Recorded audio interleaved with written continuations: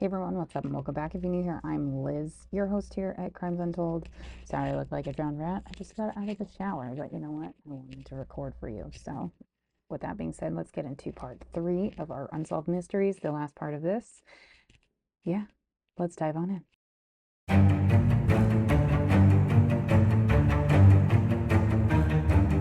The first part of this part 3, we are going to be discussing the Lasalle Street murders. So inside of a residence on 1318 North Lasalle Street, 3 men were found deceased. This occurred on the afternoon of December 1st of 1971. The bodies were that of James Barker, Robert Hinson, and Robert Geise, or Robert Geise. It's Geise. Geise or Geise. I've heard it said both ways. Well, the home in which they were found in was the home that Hinson and Geise resided in, or they shared. Barker was found in the restroom. Geise was in his room and Hinson was in his room. Each men had their throats cut and were hit in the head. 2 of the men were almost decapitated with how severe the throat slashes were. Hinson seemed to have escaped from whomever attacked them and was hit in the head for the second time. It also seemed as if they were bound with strips of sheets in the prospective places for where the death did occur and was to have occurred. Within the bathroom with Barker, they found a bloody boot print. With a boot print, they would then be able to rule out different types of brands of shoes.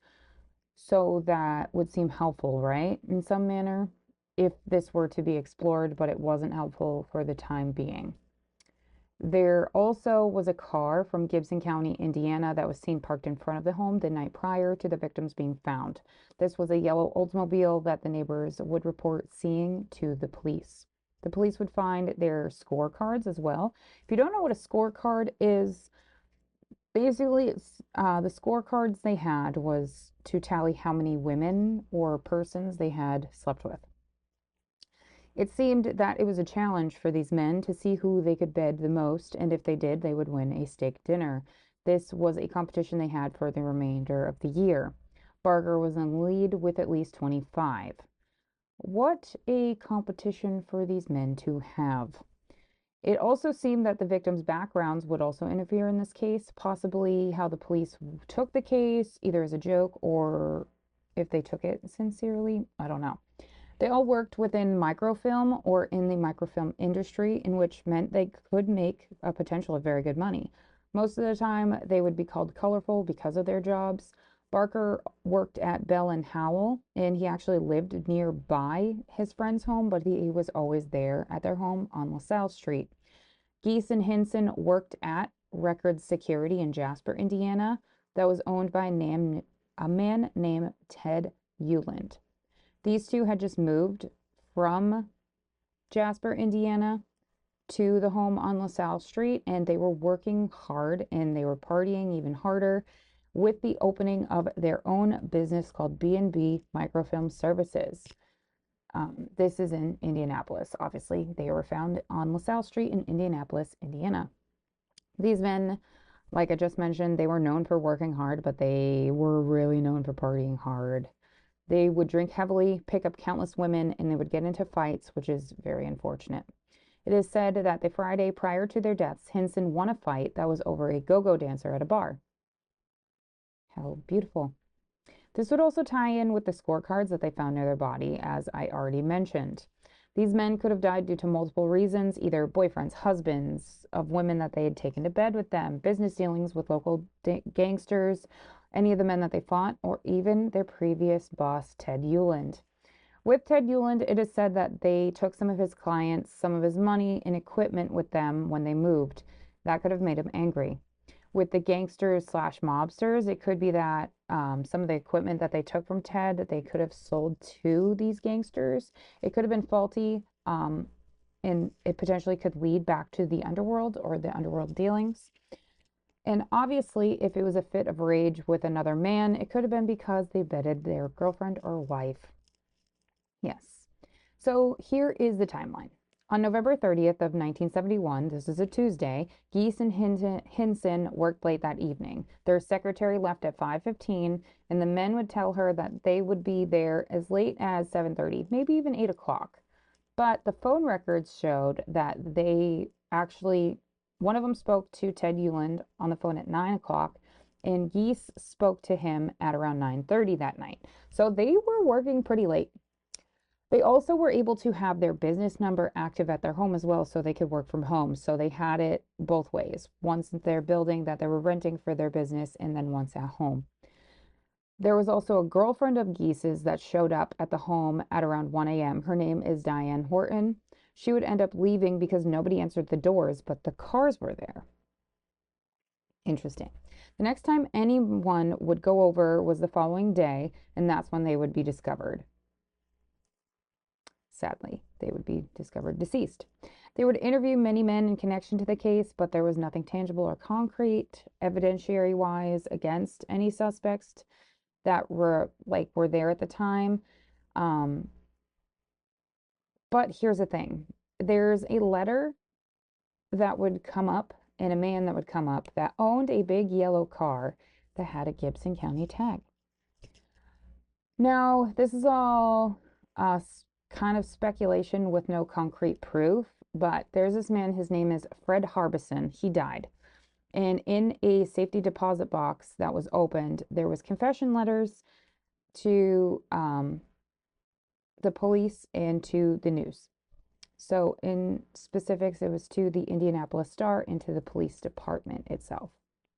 So like I was saying, in these confession letters, it said that Ted Euland hired Harbison in order to kill these three men. Also in the letters, it speaks about how he had a bloody footprint that he left at the house and that he buried these boots when he went back to Jasper, Indiana. His wife was also questioned in connection to this, and she stated that she remembered her husband talking about burying a pair of boots. Also, he owned a yellow Plymouth Roadrunner, which is very similar to a giant yellow Oldsmobile, and also had Gibson County tags that was seen the night before at the home by the neighbors. But what's the motive? This is simple. Euland had life insurance on these men, both which equaled out to be about $150,000 worth when they left his company. They stole clients, they stole equipment, and they stole his money. So he was angry, and he took matters into his own hands. All of this evidence came forward, and the prosecutors decided to close the case. This is listed as closed, but technically it is solved, but technically it's not solved because there's no justice that has been brought forward for these men because Ted Harbison did indeed die. Now we are going to be discussing the double homicide of Stephen Fisher and Melissa Gregory. So Jeff Farnsworth, he was a ranch hand at the Copper Dollar Ranch. He would find a blood-covered body at around 8 a.m. on March 3rd of 1983. 20-year-old Stephen Fisher and 17-year-old Melissa Gregory were the dead bodies at the Copper Dollar Ranch in northwest of Newton, Iowa. When the police came to the scene, they realized that they wouldn't be able to identify these remains due to how bloody and damaged they were. They were found with massive head trauma, meaning they were bludgeoned to death. Melissa Gregory's naked remains were found in the camper on the property, while Stephen's were found just a few feet away from the camper. To be specific with the wounds on Stephen, he had 14 chopping type wounds that were lacerations on both the right and left side of the head, 9 on the left and 4 on the right. And he had 1 on the right eyelid. All ranged from being superficial to about 1/4 of an inch to 1 inch to 4 inches in length or in depth. These are all a part of a blunt force trauma to the skull, and which is the cause of death. The worst of the compression fractures were from him being on top, like hitting the compression. Let me rephrase that. Sorry.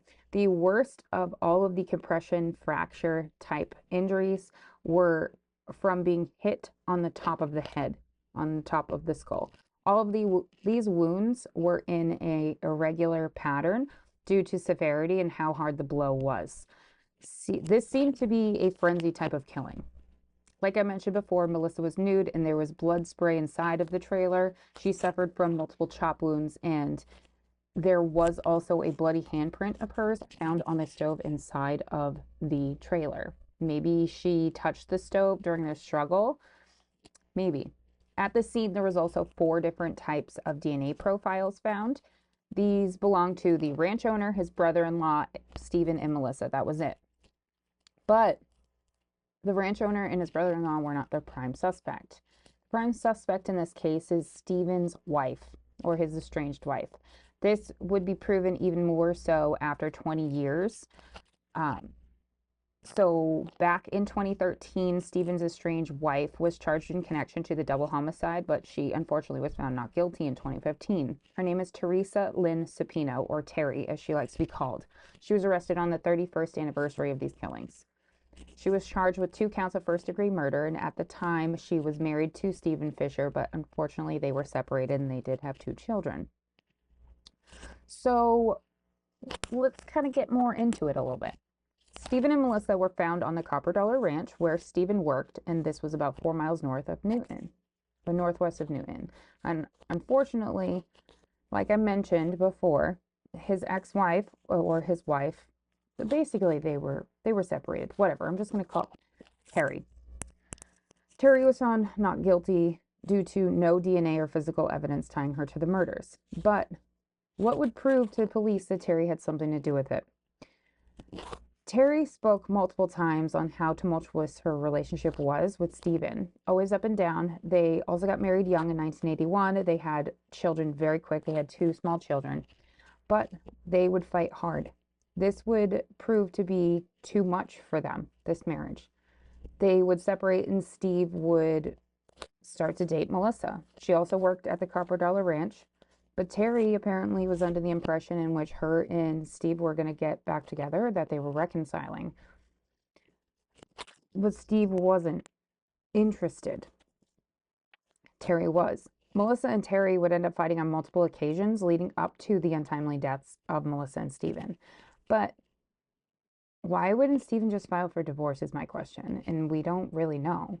Terry would end up calling the wife of the ranch owner on March 2nd of 1983. And the ranch owner's wife would let her know that Steven was at the camper on the ranch with Melissa. Melissa ended up staying the evening with Steven in the camper. If she couldn't get a ride home, she was going to take the family's car, but unfortunately, her family needed the car that evening. She still lived at home with her family, so in order for her to get a ride back, it would have been from Steven, but they decided to stay in the camper. It all just kind of like boils down to this. It seems as though Steven heard something outside of the trailer, so he grabbed some pants and went outside of the trailer. I've seen this mentioned as trailer or camper multiple times. Either way, it's still the same thing. It's a modular type vehicle people sleep in, whatever. After he went outside, this is when he was attacked. After he was out of view, he would be beaten to death. Also, the next door neighbor didn't hear anything. This killer then would go inside and attack Melissa while she was in the bed. They believe that the killer dragged Melissa out of the bed into the bench of the trailer to be shown Steven's lifeless remains prior to her being killed.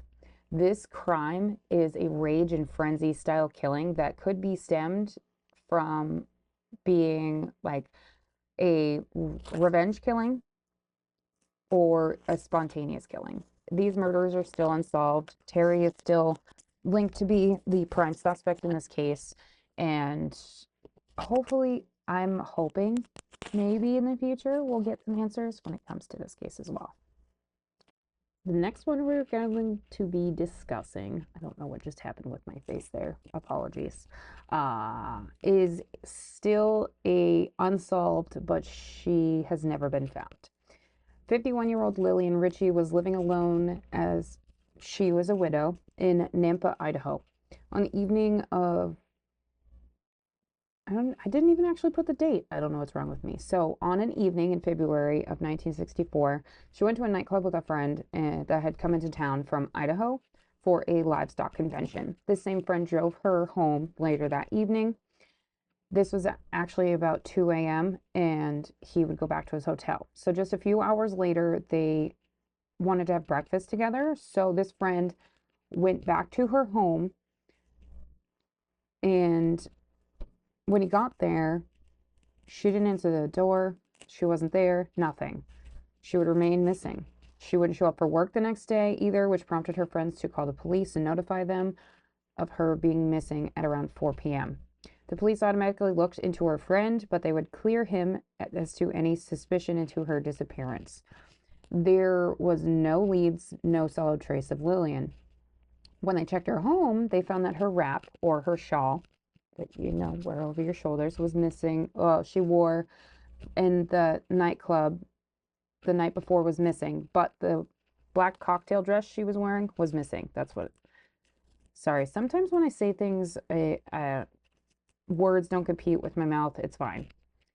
It's believed she was still wearing it when she went missing. Also, the other things that were not found was a large purse with brass hardware, a short white coat, a book by the title of a man named Peter, and a smaller purse that was black, and a brown-green plaid dress.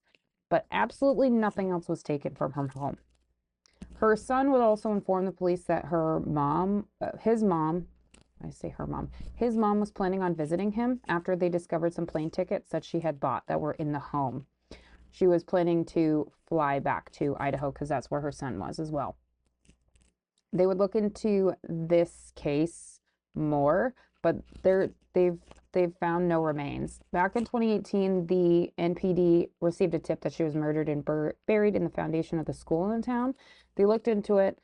They didn't find her. She's still listed as missing. Her case is still an unsolved mystery, and she was illegally declared dead 3 years after she went missing in 1967, because obviously when somebody has to be declared dead, it's in order for their will in the state to be settled, and I'm sure that's something that her son wanted to happen, hence why she was legally declared dead in 1967. This next one was actually a Jane Doe. Then she was identified, but it's still unsolved. We are talking about the Lime Lady, aka Tamara Lee Tigard. On April 18th of 1980 in Oklahoma, I don't think I have the, hold on. The remains of a human were found on the shore of the North Canadian River. Her remains were nude. She was covered in lime powder, and like a lime powder substance, which actually mummified her remains. The mummification happened to the remains due to quicklime that was put on her body. The police believe that the quicklime was put on her remains in order for her to not be identified, but it actually worked against the person that indeed killed her, because it ended up preserving her instead. So these remains were discovered to be that of female origin, and she had been shot 3 times with a .45 caliber revolver. One of the bullets had hit a dime, in which concluded that she was actually clothed at the time of her untimely death.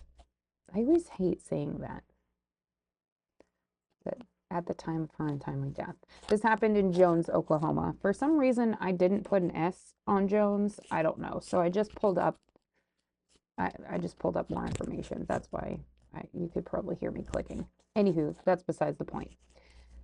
So, like I mentioned, they believe that she was clothed at the time of her murder, and then the killer had removed her clothing. Her clothing probably could indicate who she was, possibly due to the fact of whom she was.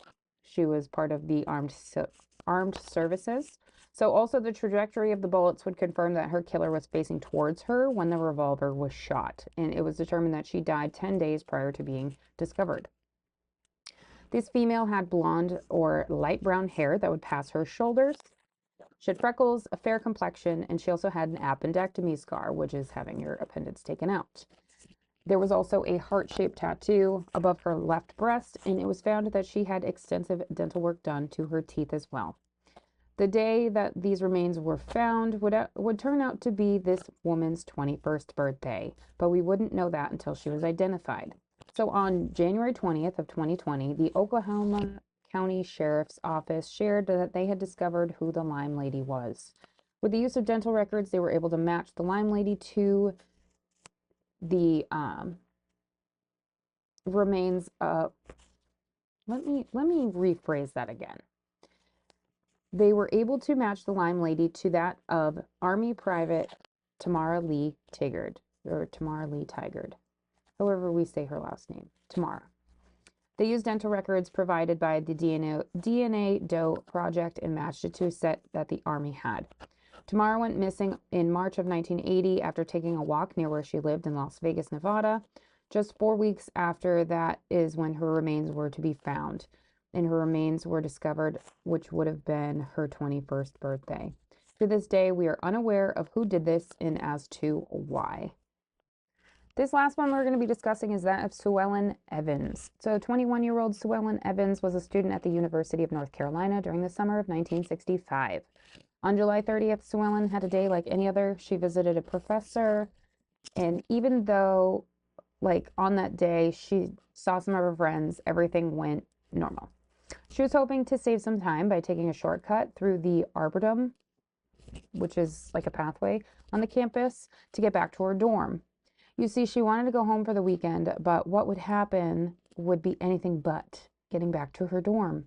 She was grabbed from behind and sadly would be stabbed in the chest. She also would have her throat slashed after trying to flee from whoever attacked her. The screaming and her fighting back alerted another student and actually a nun who was walking by.